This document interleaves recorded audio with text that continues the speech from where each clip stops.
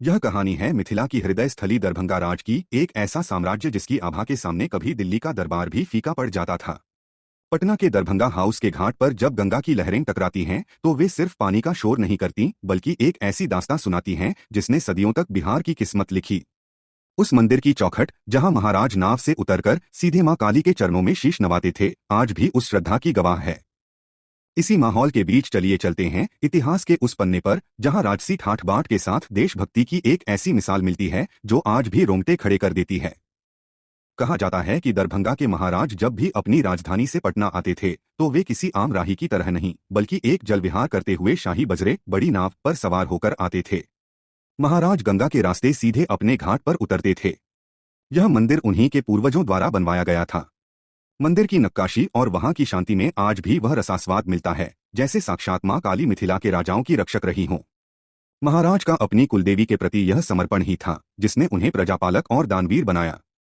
पटना में गंगा की लहरें आज भी वैसी ही हैं, लेकिन उन लहरों को निहारने वाली वह आखिरी राजसी आंखें अब हमेशा के लिए बंद हो गई हैं। 12 जनवरी 2026 को दरभंगा राज की अंतिम महारानी कामसुंदरी देवी के निधन के साथ एक ऐसा अध्याय समाप्त हो गया जिसकी चमक सदियों तक हिंदुस्तान को रोशन करती रही। आज उनकी विदाई पर मानो इतिहास ने भी सिर झुका लिया हो। आजादी के बाद रजवाड़े खत्म हो गए, लेकिन रघुकुल रीति त्याग की परंपरा नहीं टूटी। 1962 भारत चीन युद्ध के समय देश संकट में था, सीमाएं कांप रही थीं। तब दरभंगा राज ने 600 किलो सोना देश को दान किया जो इतिहास में अमर हो गया।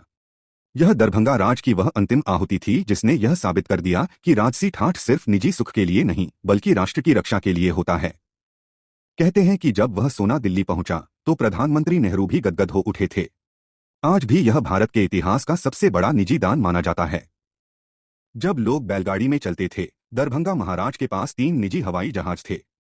उनके पास अपना खुद का हवाई अड्डा था और वे हवा में उड़ते हुए अपने साम्राज्य का जायजा लेते थे। बनारस हिंदू विश्वविद्यालय भू और पटना विश्वविद्यालय की स्थापना में सबसे बड़ा योगदान दिया। मैथिली साहित्य और कला को जीवित रखा। दरभंगा महाराज कामेश्वर सिंह अकेले ऐसे भारतीय थे जिन्हें ब्रिटिश संसद के हाउस ऑफ लॉर्ड्स में बैठने का गौरव प्राप्त था। उनकी बुद्धिमत्ता का लोहा 7 समंदर पार भी माना जाता था। उन्होंने अखबार, जूट मिल, शुगर मिल और अपनी खुद की रेलवे लाइनें तक स्थापित की थीं। गंगा किनारे की काली मंदिर, जहां एक समय महाराज की पूजा से ही संध्या पूरी मानी जाती थी, अब न शाही बजरा है, न तिजोरियों में सोना और न ही वह महारानी जो बीते समय की कहानियां सुना सकें। लेकिन जब तक गंगा बहेगी, जब तक मां काली का मंदिर खड़ा रहेगा, दरभंगा राज का त्याग मिथिला की हवाओं में गूंजता रहेगा। इतिहास मरता नहीं, वह सिर्फ कथा बन जाता है। अगर आपको यह कहानी छू गई हो तो वीडियो को लाइक कीजिए, चैनल को सब्सक्राइब कीजिए और इसे शेयर जरूर करें, क्योंकि हो सकता है आपकी एक शेयर किसी को अपने इतिहास से जोड़ दे। जय मिथिला, जय भारत।